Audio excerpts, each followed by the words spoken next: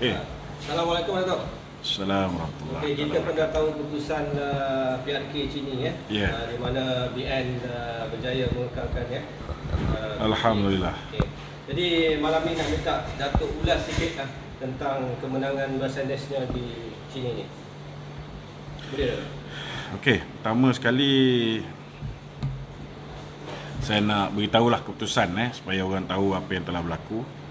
Pertama, saya ucap tahniah kepada calon Barisan Nasional Saudara Muhammad Syarim Mak Zain yang telah berjaya memperolehi 13,872 undi. Alhamdulillah. Ya.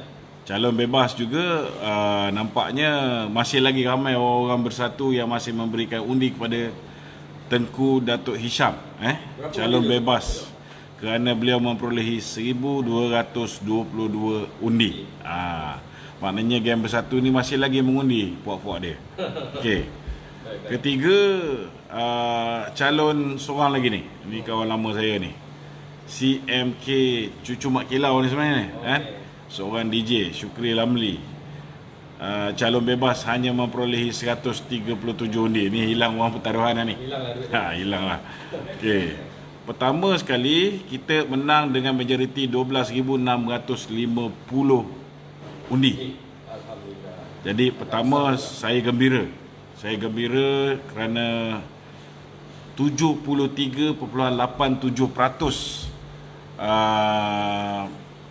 pengundi-pengundi telah pun keluar mengundi dan telah mengundi calon Barisan Nasional. Kita menjangkakan 60 lebih saja yang akan keluar mengundi. Sebenarnya yang keluar mengundi ni sampai 73%. Ini sangat-sangat baik dan ini hanya boleh berlaku dengan kerjasama daripada rakan-rakan daripada Cini sendiri yang telah bersusah payah, termasuk pengundi luar yang kembali untuk menunaikan tanggungjawab. Pagi tadi pun daripada pagi lagi mereka dah pun keluar mengundi pagi-pagi lagi. Jadi saya ucap terima kasih kepada rakyat Cini. Saya ucap terima kasih kepada Jentera Barisan Nasional dan juga rakan-rakan BN Friendly yang telah membantu dalam memenangkan calon pilihan raya kita, Saudara Muhammad Syarim, YB Muhammad Syarim hari ini. Terima kasih banyak-banyak. Dan tidak ketinggalan, saya yakin bahawa kemenangan ini salah satu punca terbesarnya ialah atas sokongan rakyat kepada Yang Berhormat Datuk Najib Tun Razak. Bosku. Yang ini yang saya bimbang sangat. Bimbang kenapa? Sebab hari ini alhamdulillah mesej yang jelas dapat kita lihat bahawa hari ini rakyat memberikan sokongan padu kepada Datuk Seri Najib. Walaupun dia orang nak kena balik Hari Raya Haji, tapi ramai yang balik juga nak memastikan bahawa sokongan kepada calon Barisan Nasional ini cukup besar dan ianya dapat menyumbang satu kemenangan besar yang tidak kita sangka boleh besar macam ni. Jadi saya ucap terima kasihlah kepada yang bersusah payah balik daripada jauh kan. Cuma saya sedih. Kenapa sedih tu Dato'? dalam gembira ada sedih ni yang kita nak. Saya sedih kerana dengan sokongan luar biasa yang ditunjukkan oleh rakyat kepada calon Don Cini dan terutamanya kepada Ahli Parlimen Pekan Datuk Seri Najib Tun Razak. Saya menjangkakan lagi takutlah Tan Sri Muhyiddin Yassin kepada Datuk Najib. Dan hari ini pula saya balik awal ni sebab nak jumpa seseorang. Dan saya dapat satu lagi pengesahan walaupun sebulan yang lalu saya dah dapat berita ni tentang apa yang dirancang oleh puak-puak yang nak mematikan kerjaya politik Datuk Seri Najib. Hari ini bermakna Datuk Seri Najib hanya ada 24 hari lagi sebelum keputusan pada 28 hari bulan. Dan saya difahamkan bahawa mereka akan penjarakan Datuk Najib. Yang ini yang menyebabkan saya sedih. Dan bila tengok Barisan Nasional menang dengan keputusan yang sebegini besar, lagilah ketak lutut Azmin Ali baik, Tan Sri Muhyiddin baik, kerana sudah pastilah Datuk Najib akan make a comeback, akan kembali dalam persada politik. Lebih-lebih lagi dalam keadaan hari ini ahli-ahli UMNO tidak berpuas hati dengan keputusan yang dibuat oleh pucuk pimpinan UMNO yang hari ini sudah pun menyatakan persetujuan mereka di dalam Muafakat Nasional untuk mengangkat Tan Sri Muhyiddin sebagai calon Perdana Menteri Muafakat Nasional dan Perikatan Nasional dalam pilihan raya umum yang ke-15.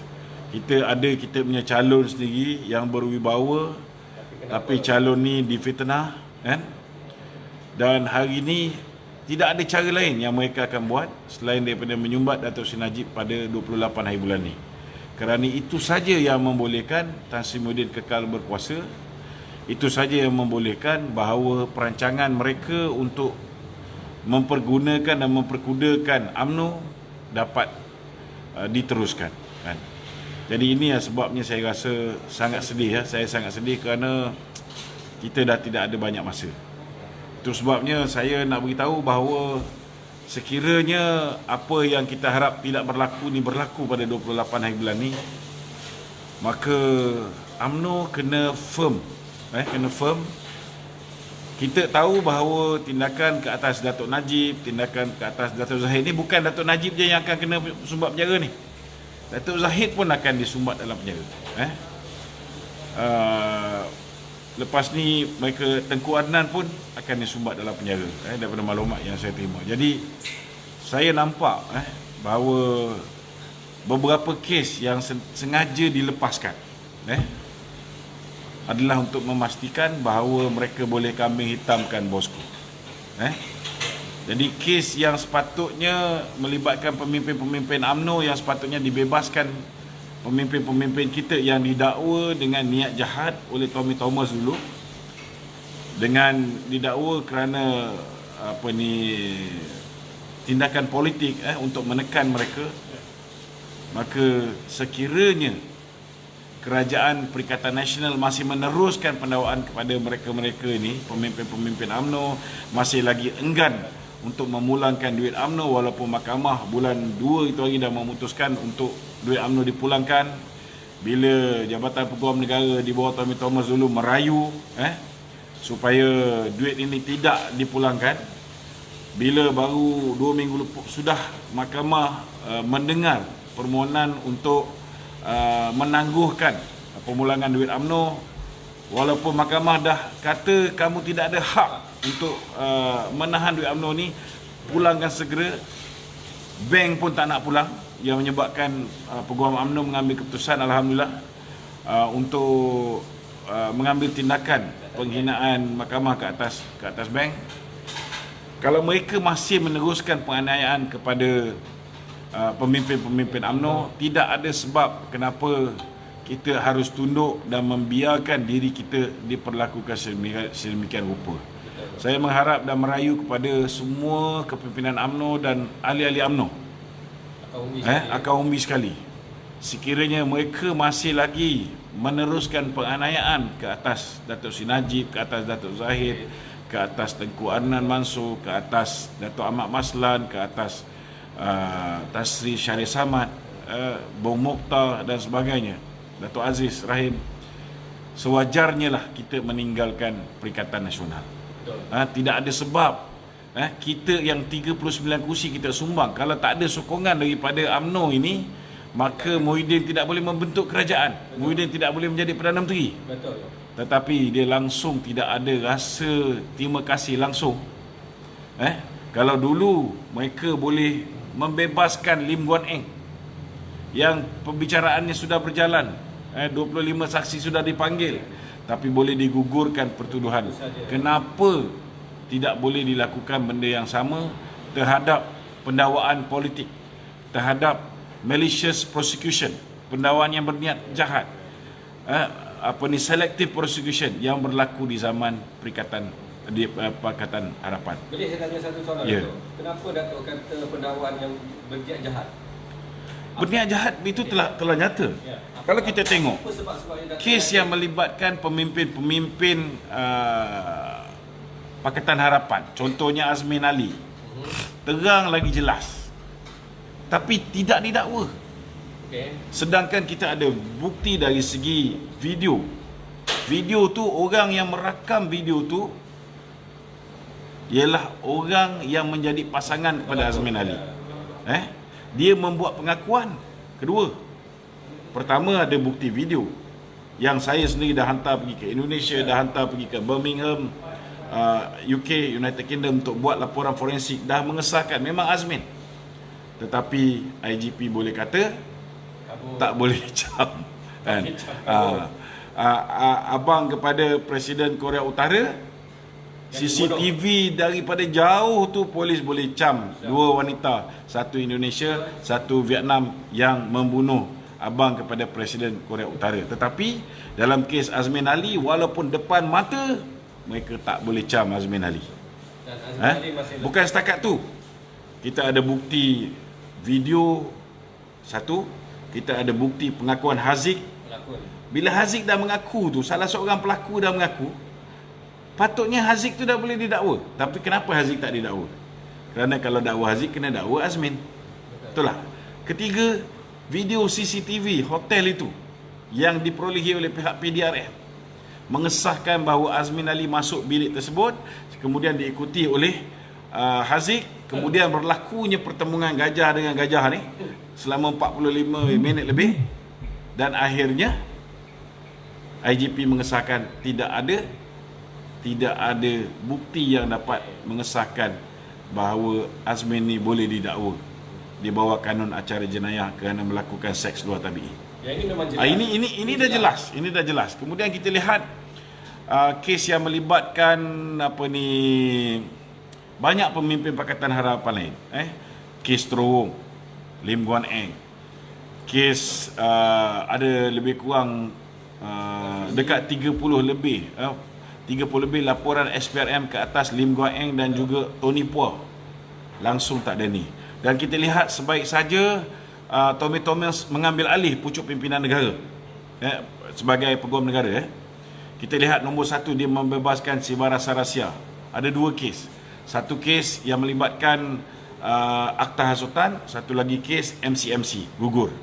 Eric Paulson yang baru-baru ni Saifuddin Abdullah melantik beliau sebagai salah seorang daripada lembaga komunikasi. Dia juga dibebaskan daripada akta hasutan. Kita lihat kes yang melibatkan Tien Chua. Kita lihat kes yang melibatkan Hasan Karim, ahli parlimen PKR. Kes yang melibatkan Rafizi. Kes yang melibatkan Tamrin Ghaffar dan ramai lagi, termasuk Pang Likun dan juga Lim Guan Eng. Semua dibebaskan. Tetapi hari ini bila kita membentuk kerajaan bersama dengan Tan Sri Muhyiddin Yassin, mereka masih meneruskan penganiayaan ke atas pemimpin-pemimpin UMNO. Jadi ini bagi saya 28 hari bulan Julai ini kemuncak. Kalau sekarang tak percaya, saya cakap tak apa. Tetapi saya minta tolong kepada Presiden UMNO, kepada MT-MT UMNO, kalau 28 hari bulan ni mereka boleh terus menganiaya Datuk Seri Najib Tun Razak. Kalau Datuk Seri Najib yang hari ini mendapat dukungan rakyat, mendapat kemenangan besar untuk pilihan raya kecil di Chini, mereka boleh perlakukan sedemikian dalam keadaan rakyat bersama dengan Datuk Seri Najib. Jangan mimpi yang lain dalam UMNO ini akan dapat pembebasan, akan dapat lepas daripada penganiayaan oleh Pakatan Harapan. Jadi saya menyeru kepada semua, bangkitlah. Ini sudah tiba masanya. Selepas 28 hari bulan ni, selepas mata anda sudah mula dibuka, tolonglah bangkit dan kita kembalikan maruah UMNO. Jangan biar UMNO dipergunakan dan diperlekeh sedemikian rupa. Sekian, Assalamualaikum warahmatullahi wabarakatuh.